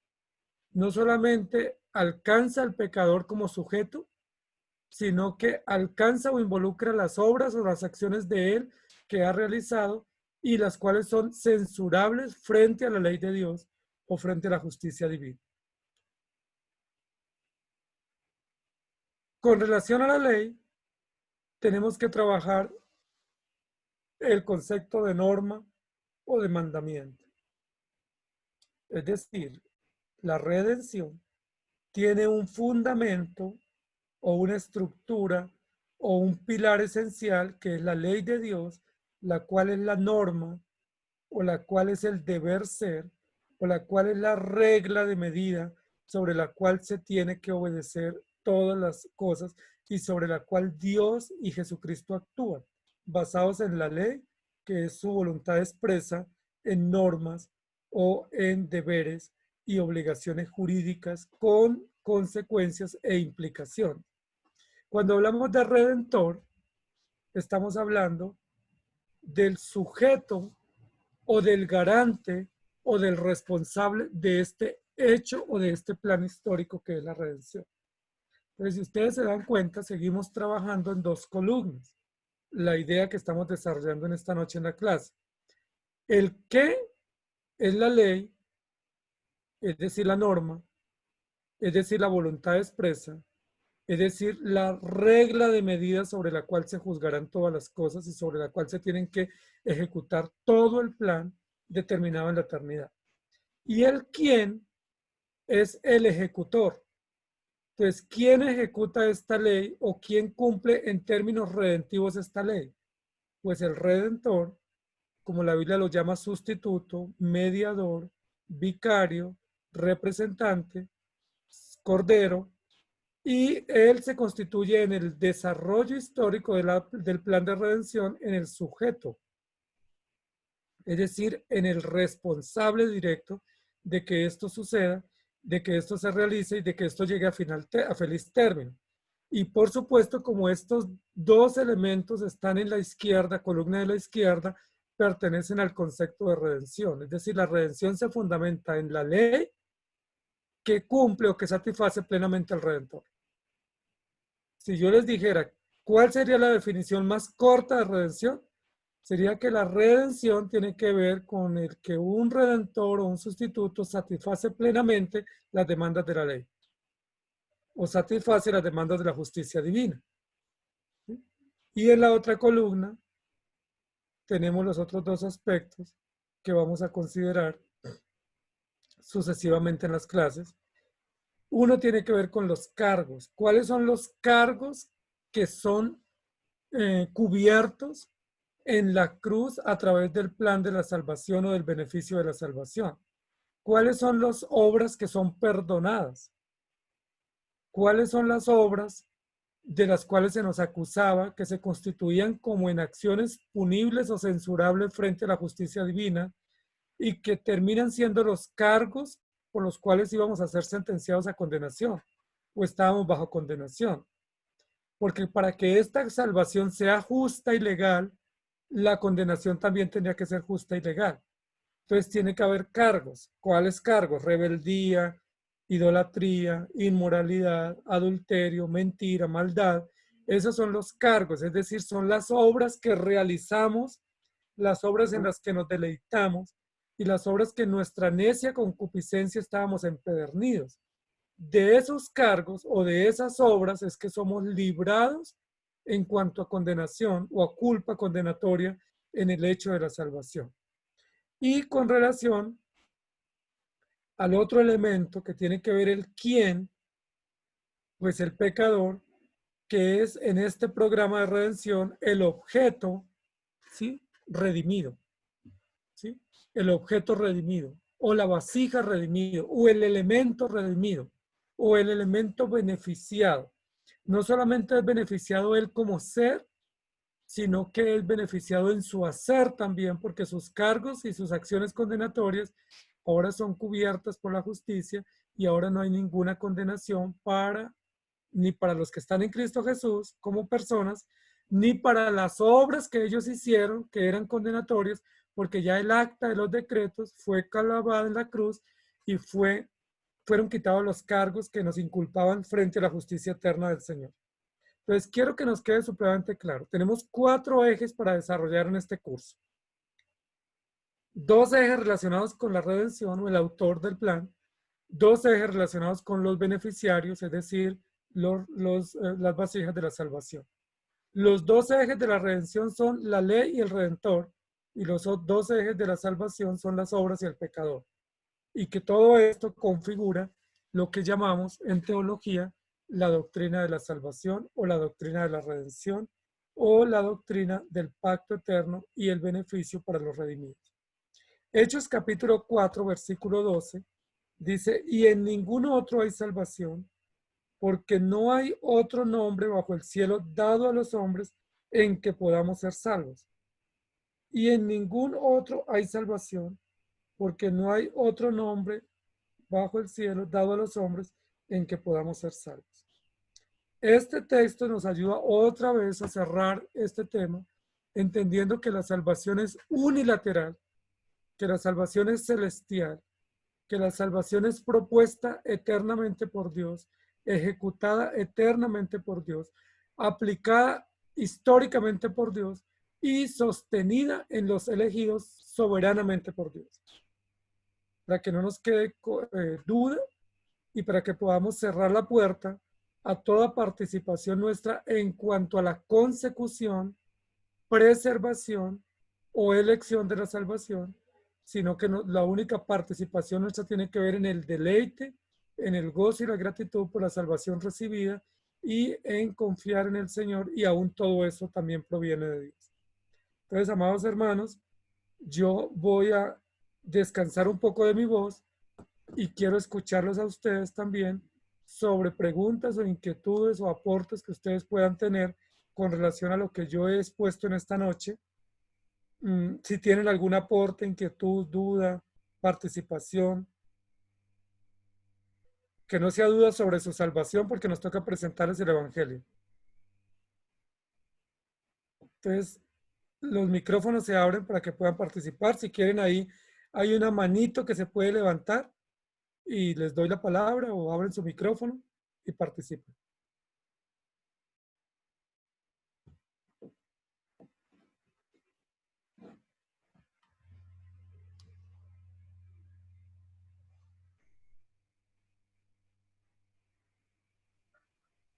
Pastor, sí, yo nada más lo que tengo es una duda en cuanto al concepto de pago y de compra en la columna de rescate. ¿Cómo? No me quedó muy claro ahí cuando habló de pago y compra. Para que si me podría explicar un poquito más para que me quede claro a qué se refería cuando... Ok, mi hermano Jorge, claro que sí. En el término de la redención y de las acciones que Jesucristo como sustituto o como mediador realiza, están los 2 aspectos. Uno es de pagar una deuda, es decir, de saldar una deuda que tiene que ver con la justicia de Dios, ¿cierto? Ese es un poco el tema que queremos desarrollar la próxima clase, pero cuando el hombre desobedece, el hombre violenta la justicia de Dios en cuanto a su ley. Entonces, al violentar la justicia de Dios, se genera una deuda en cuanto a justicia, porque el hombre fue creado para la gloria de Dios. pero el hombre decidió no vivir para la gloria de Dios y entonces se genera un faltante, por decirlo de alguna manera, porque no pudiera permitirse que el hombre viviera libremente deshonrando a Dios sin que se vindicara o se satisfaciera la justicia eterna de Dios. Y en ese caso se tiene que pagar. ¿Sí? El pago tiene que ver con una satisfacción. Pudiéramos reemplazar la palabra pago por satisfacción o vindicación. ¿Sí? Pero obviamente en la Biblia, como usa metáforas, una metáfora que usa para darnos a entender ese tema es la de un pago. Como cuando uno está adeudando algo ante un acreedor, sea en el banco o otro tipo de acreedor, y alguien va y dice, no se preocupe, yo pago. ¿Sí? O yo satisfago. Ese pago tiene que ver frente a la justicia de Dios, estamos hablando en términos jurídicos, porque se cumple, se satisface plenamente las demandas de la justicia. ¿Sí? Y en cuanto a la compra, tiene que ver porque el hombre quedó esclavo de delitos y pecados.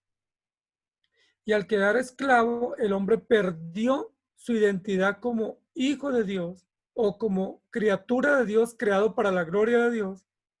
Al estar esclavo en delitos y pecados se requiere, usa la figura de un rescate, que era una figura que especialmente se usaba en sociedades antiguas, especialmente entre los hebreos y mesopotámicos, y era que cuando se quería comprar un esclavo o se quería adquirir un criado, pues se hablaba con el otro amo y se hacía una transacción y se hacía un pago en dinero como una compensación por ese criado que se quería liberar de ese amo para llevarlo a otra hacienda o a otro lugar a trabajar. Entonces los esclavos se traficaban, pero se compraban. No simplemente se hurtaban o se robaban o se secuestraban. Entonces, como Jesús está hablando o la Biblia está hablando en términos jurídicos legales, Jesucristo no fue y nos hurtó de donde estábamos o simplemente nos raptó de donde estábamos, sino que pagó legalmente el precio que implicaba el traslado de un lugar a otro y cambiar de un amo a otro, usando la figura del esclavo y el cambio de amo. En ese sentido se habla de comprar y también de pagar para poder trasladar. Ah, ok. Perfecto. Ya ahora sí me quedó bien claro. Muchísimas Okay, gracias, pastor. con Ahora, gusto. con respecto a los beneficiarios, ahora me queda claro que la salvación no es simplemente un ticket gratis para irnos al cielo, sino es un aspecto mucho más amplio que tiene que ver con todos estos elementos que citó ahora en la columna. Muchísimas gracias, pastor. Con Dios te gusto, con bendiga. todo gusto.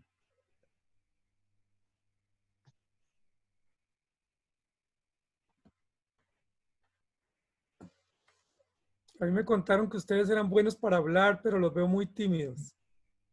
Hola, pastor. Tengo una pregunta por acá. Hermano Diego.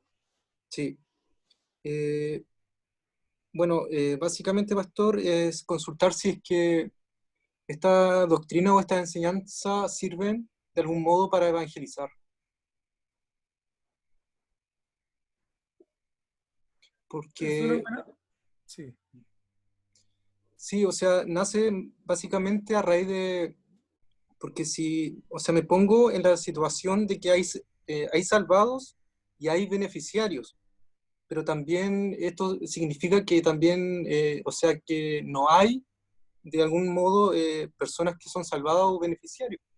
Es como, digamos, una doctrina también que va enfocada para ciertas personas, o en este caso a creyentes, a cristianos. Pero también quiere decir que también hay otros que no han sido beneficiados por esto.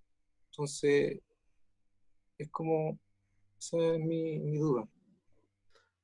Ok, mi hermano Diego. Si nos sirve para evangelizar, recuerden que para evangelizar necesitamos el evangelio.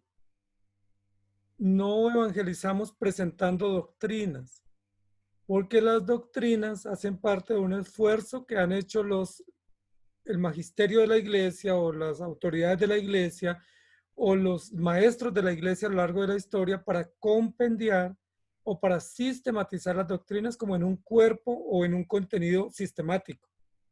Entonces, las doctrinas hacen parte de un cuerpo de conocimiento o un cuerpo de contenido doctrinal. No usamos las doctrinas ni para evangelizar, ni para vivir siquiera, ni para predicar, porque para predicar predicamos el evangelio y para evangelizar evangelizamos con el evangelio. ¿Para qué nos sirven las doctrinas? Nos sirven para compendiar los asuntos de fe, para tener estructuras de pensamiento lógico con sustento bíblico y para que con esas estructuras de pensamiento nosotros podamos presentar mejor defensa del evangelio. ¿Sí? No pudiéramos, y no es correcto, y no hay un modelo en la Biblia, que nosotros fuéramos, por ejemplo, a evangelizar a alguien diciéndoles que yo vengo a evangelizarlo con la doctrina de la predestinación.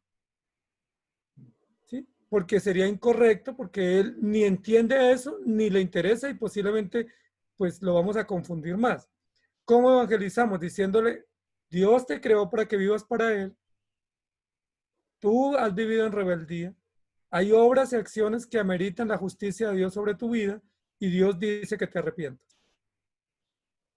Lo que podemos decir es que si esa persona responde al mensaje del evangelio, pues claramente hay una intervención soberana de Dios y el resultado será que él es salvo y ahí diríamos que él se benefició de ese plan. Pero si yo voy y le digo, si tú me rechazas es porque eres condenado y si me aceptas es porque eres predestinado, lo vamos a enloquecer al pobre que está ya más. O sea, él no está interesado en doctrina, él solo, ni siquiera está interesado en el evangelio. Si se llegase a interesar es por la obra del Espíritu Santo. Pero la doctrina no es un medio ni siquiera para predicar, porque predicamos es el evangelio. No sé si le respondo ahí, hermano Diego. Sí. Gracias, pastor. Con todo gusto.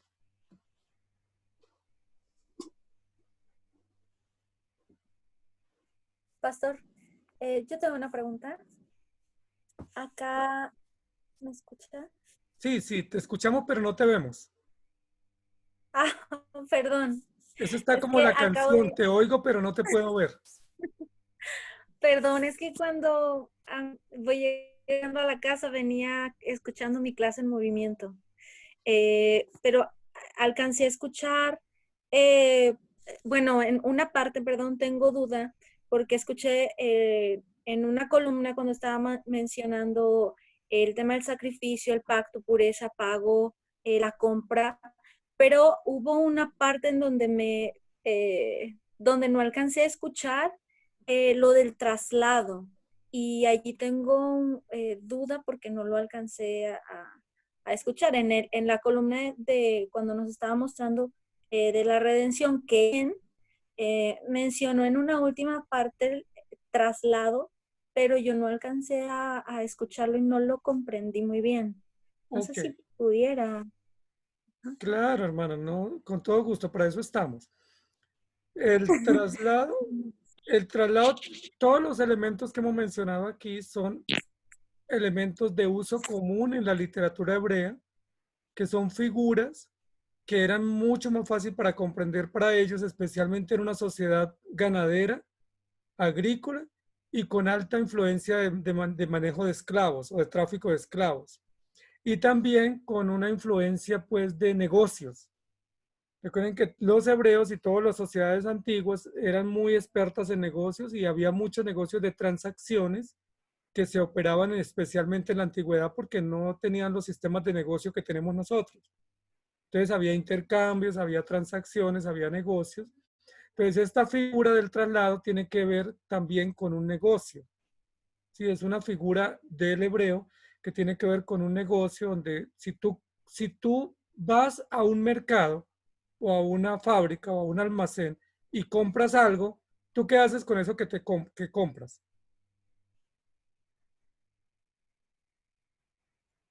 Pues me lo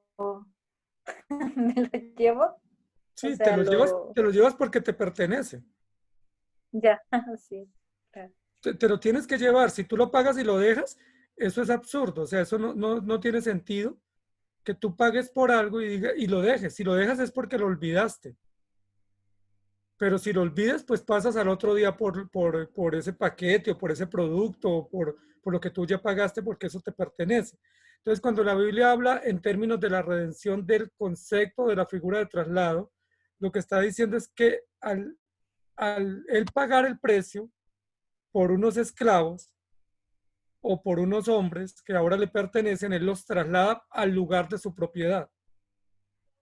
Y ahí usa textos, podemos usar textos como los que dice que fuimos trasladados de las tinieblas a la luz, o de la muerte a la vida, o que fuimos trasladados del reino de las tinieblas a la ciudadanía celestial. Entonces, sí existe en el concepto de la redención una idea implícita de traslado. Es decir, Cristo nos traslada a un reino distinto, o a un destino distinto, o a un local distinto en el que estábamos. ¿Y por qué nos traslada? Pues porque Él ya es nuestro dueño. Es decir, Él funge como dueño que pagó el precio, que satisfizo todas las demandas y cumplió todas las exigencias de la ley, y pues ahora somos de su propiedad. Y eso es interesante porque algunos hablan del concepto de libertad como que ahora fuimos libres, pero somos libres de vivir para Cristo, pero no libres de hacer lo que querramos. Porque somos dueños, o él, tenemos un nuevo dueño mejor. O Él nos compró y le pertenecemos a Él. Por eso la Biblia dice que fuimos comprados por precio, que le pertenecemos a Él, y ahí opera el tema del traslado. Es decir, yo vivía en el mundo, pero una vez Jesucristo me alcanza con la salvación, Él me traslada a su iglesia. Es decir, me saca de la condición caída y me lleva a una condición donde voy a estar en comunión con el resto de su pueblo, pero no en las condiciones que tenía cuando estaba en el mundo caído y en el mundo esclavo por el pecado. Es decir, Él me trasladó, me cambió de lugar, y eso pues es un concepto de un negocio, de una transacción, que cuando uno paga por algo pues se lo lleva y pues uno hace uso de eso que compró porque ya le pertenece. No sé, hermanas, si ahí ya es un poco más comprensible la idea. Sí, ya, pastor, completamente. Muchas gracias. Es que mientras la hermana se trasladaba para su casa, no escuchó el concepto del traslado. Sí, correcto. Justo así fue. Gracias, pastor. Muy bien, muy bien. ¿Algo más, hermanos? ¿Inquietudes, aportes, dudas, comentarios, disensiones? Sí, pastor, yo tengo una pregunta. Bueno, Jonathan.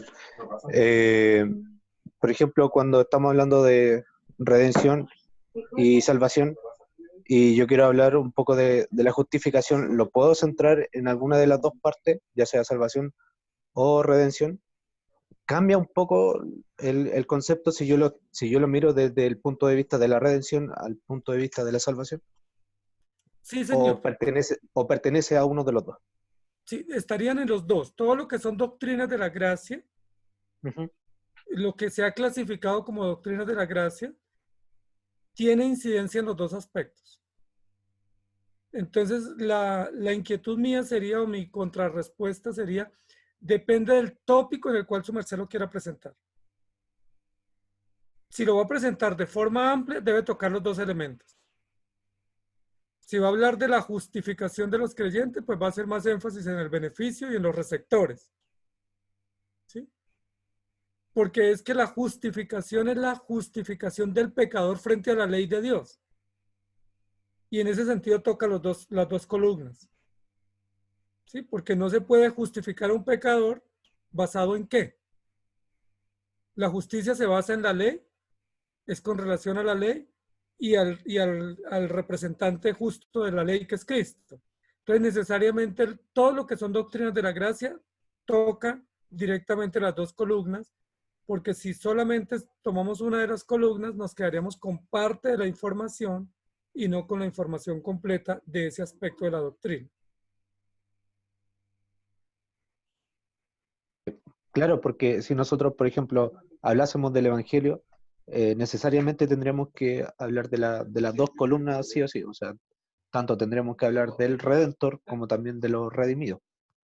Exacto. Exacto. La distinción en cuanto a las dos columnas que hicimos hoy fue para uso pedagógico y para efectos de que nosotros comprendamos que hay dos aspectos conjuntos en la doctrina y que no trabajemos en la línea de pensamiento que trabaja hoy gran parte del evangelicalismo contemporáneo, que es antropocéntrico, que es humanista, que es pragmático, que termina diciendo es que Dios me salvó y gloria a Dios, soy rey y sacerdote para él.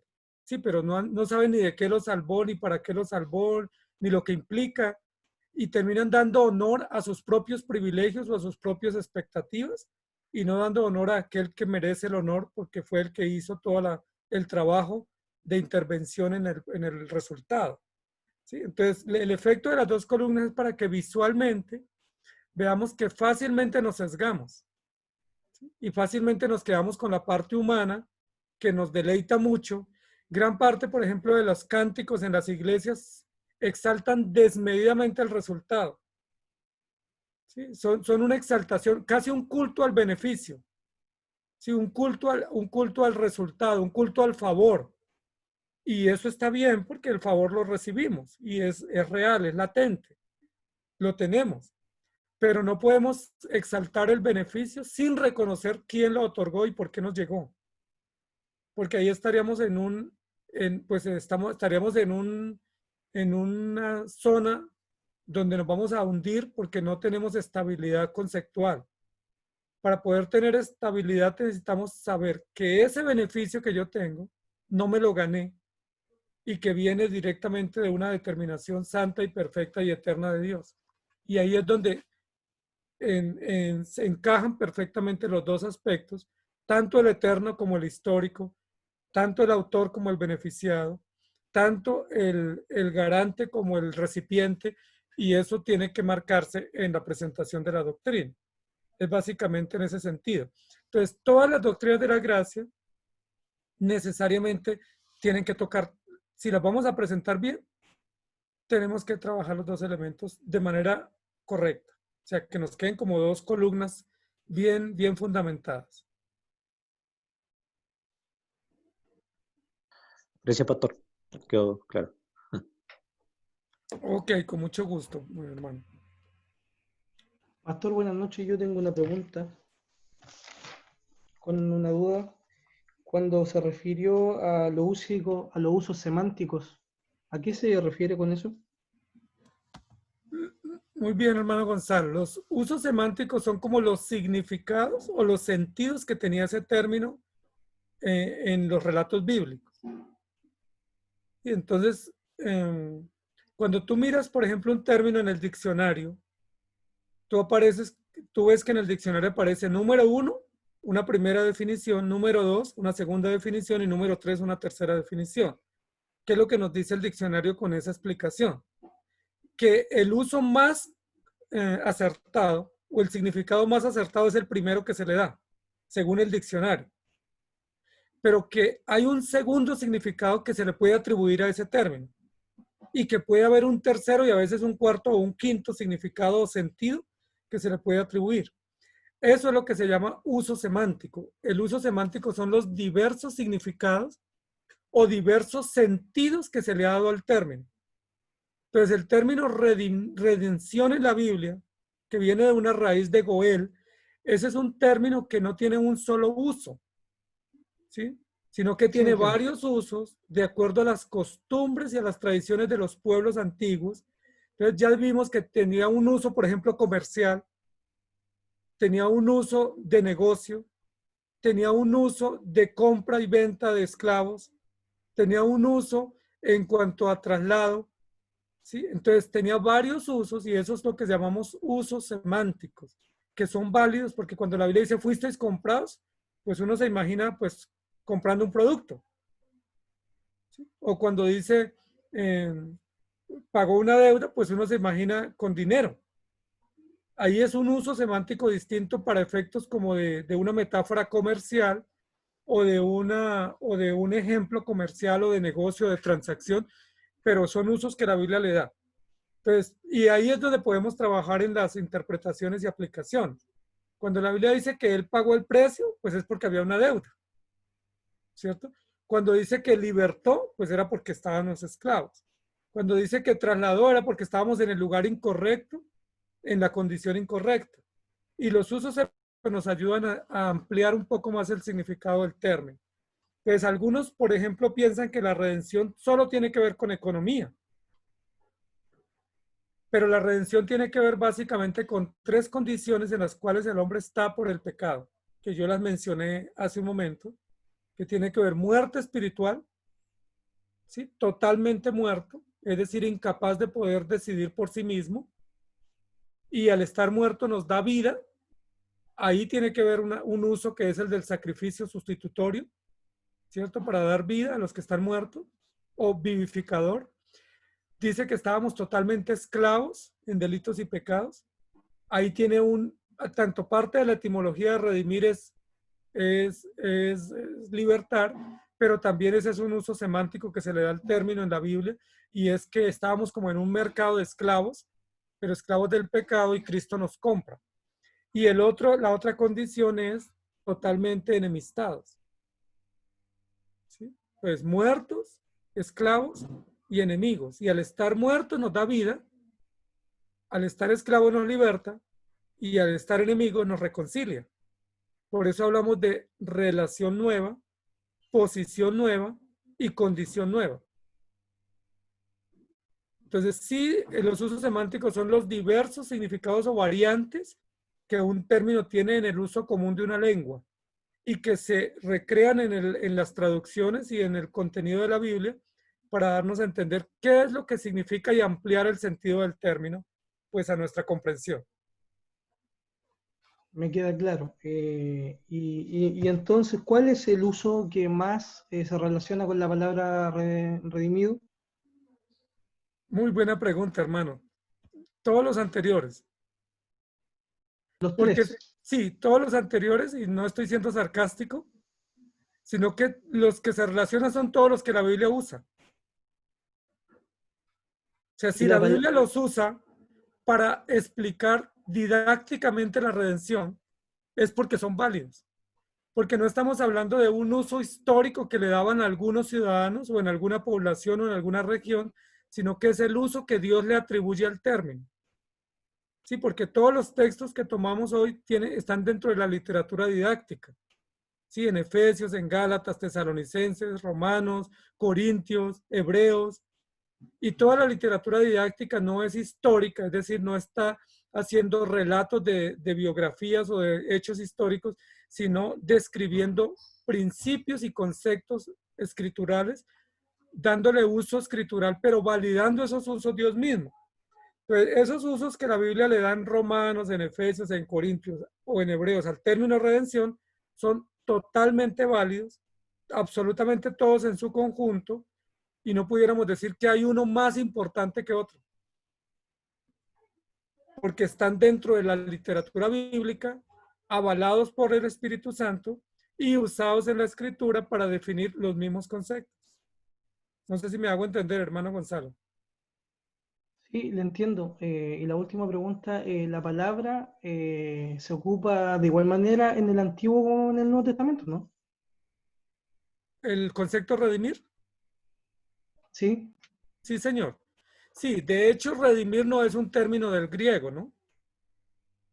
Redimir viene de un equivalente del hebreo y de una de las prácticas históricas más antiguas del pueblo hebreo.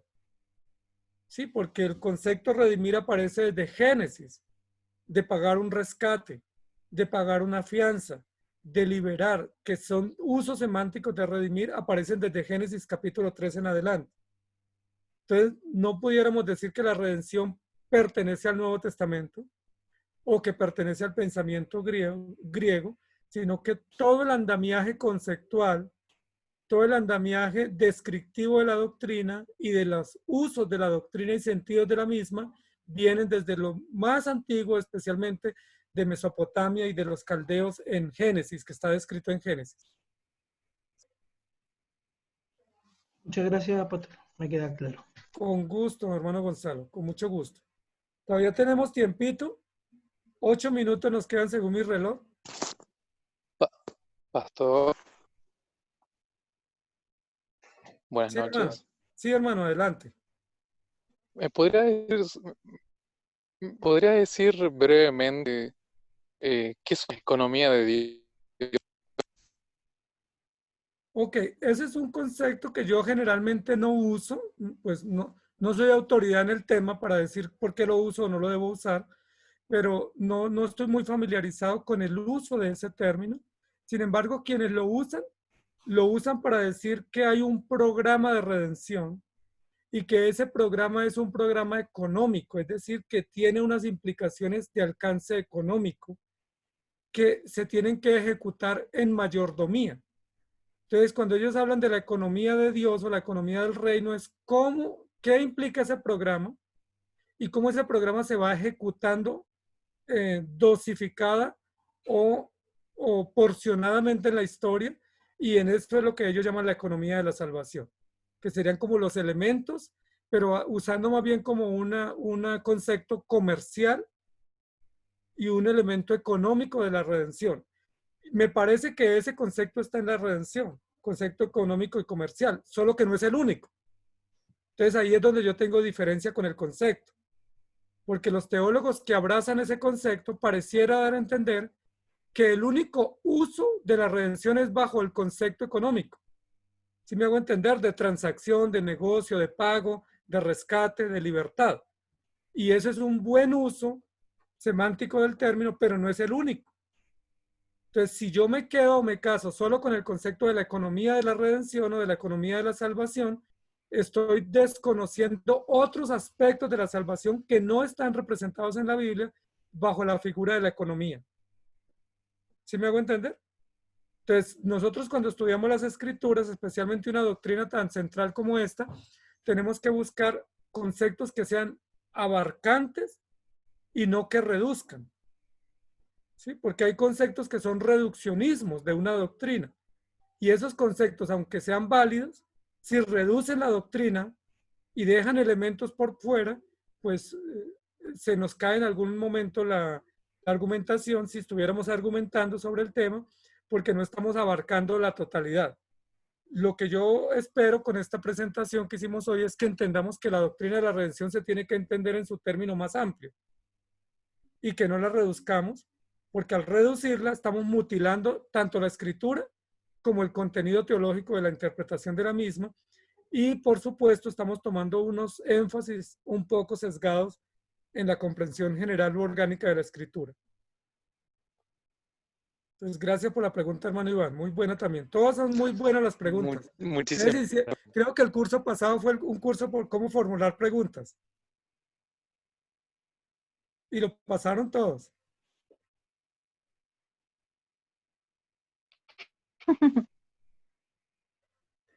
¿Cómo formular preguntas aún yendo en el transporte?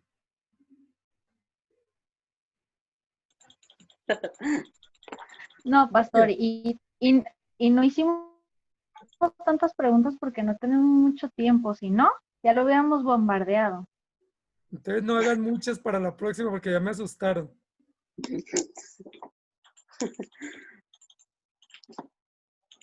Muy bien, ¿hay algunas intervenciones más o vamos cerrando la clase, hermanos?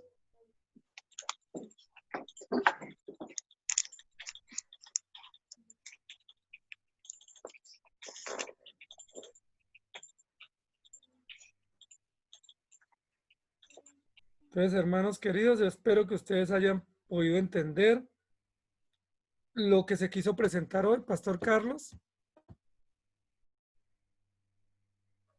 Muy bien, Pastor. Muchas gracias por esta presentación. Creo que de alguna manera ha sido muy aclaratorio para todos nosotros y esperamos que puedan seguir con el mismo entusiasmo la próxima clase, y cualquier duda que tengan pueden hacerla llegar al pastor a través del grupo del seminario en WhatsApp. No tengan miedo de preguntar lo que necesitan fuera de este horario. Me imagino que también quieren saber si es que van a haber tareas o algunas asignaciones, pastor. No sé.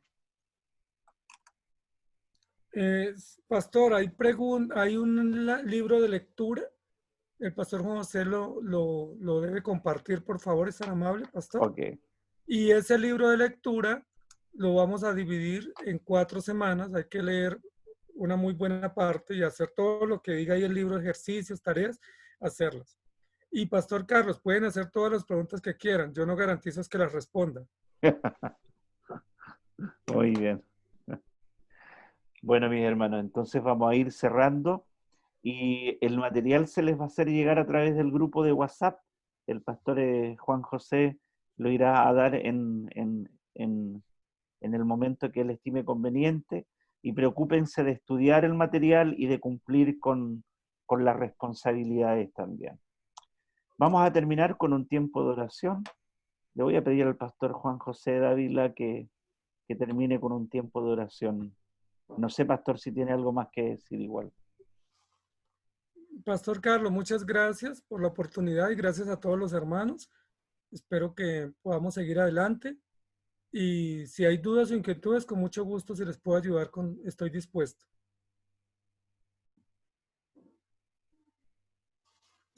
Está sin voz, pastor.